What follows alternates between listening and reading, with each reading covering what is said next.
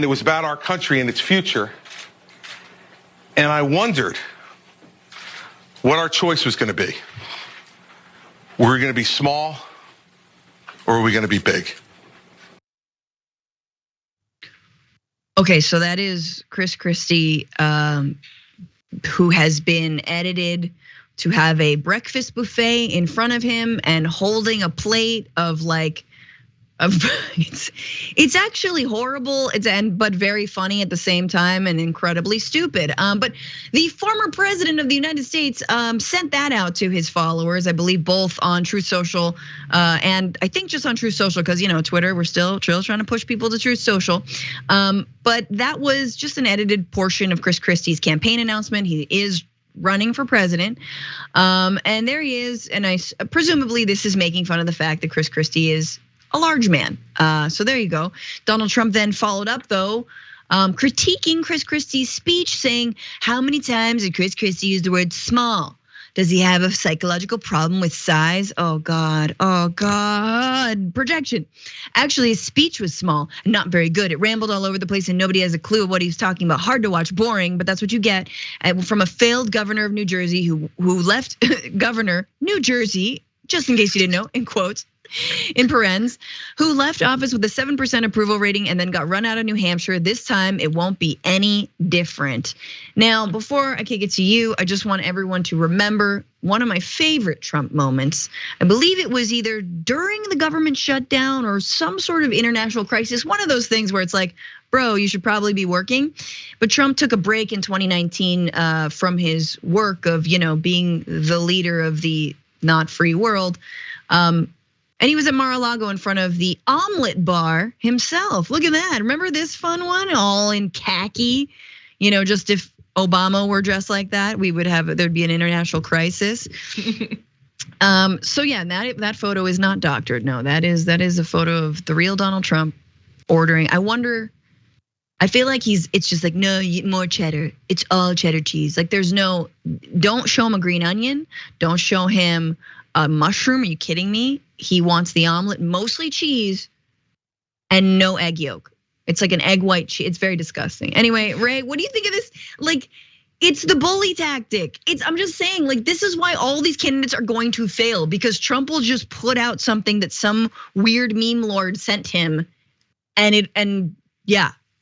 Yeah, I think you're right on the money there, because right after Ron DeSantis had his disastrous campaign launch event on Twitter, Trump tweeted, or he truthed out the video that was it was supposed to look like the Twitter space, but it had DeSantis in there with the devil and Hitler. And I'm sorry, it was funny. It's messed up, but it's funny. Him putting New Jersey in parentheses, that's an insult and it's funny. He's insulting the state of New Jersey, because otherwise, why else are you putting it in there like that?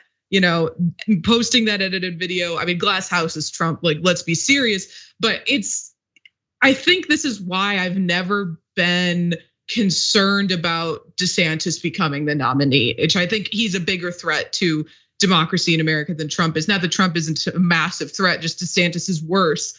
But because people, I think, have forgotten how good he was in the primaries, not as a person, not morally, but good at beating the competition. He could throw out, attacks that none of the other candidates could lower themselves to levy against another person, and he wouldn't suffer any repercussions. In fact, he, gained support by doing it, and they have everything to lose by attacking Trump. So it's not an even playing field, not even just because he's a former president, but just because of the way that he's able to engage in these insults that the other candidates can't. Even Chris Christie, who's someone who, has been in the past a political figure who's more willing to sort of get into those kinds of fights. Yeah. Even he's not going to be able to, because you're insulting your base that you're trying to appeal to when you're insulting Trump.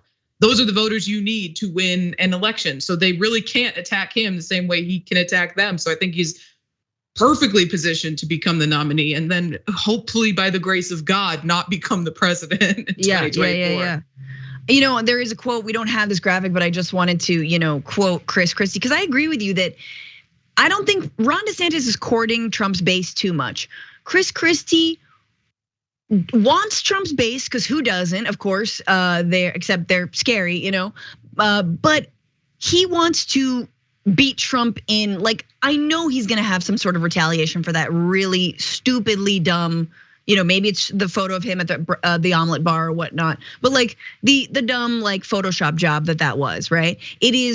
It's like, again, like jib jab level of like the jib jab, e-cards or whatnot. It's like, it's so funny in the year 2004. Early internet memes.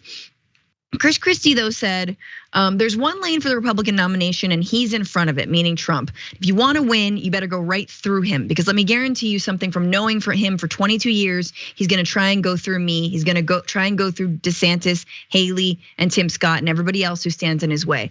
And I think that's smart. I think it's like, look, there's no way but through. I'm gonna fight fire with fire. I gotta bully him back. I don't think DeSantis has truly learned that. I think he's still too obsessed with, like, again, trying to win over those voters.